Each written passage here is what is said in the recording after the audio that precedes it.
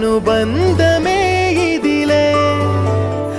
వయసు మీరిన పాసమే ఒక కావ్యమైనదిలే రేపలా ఎప్పుడు కంటి పాపగ కాచులే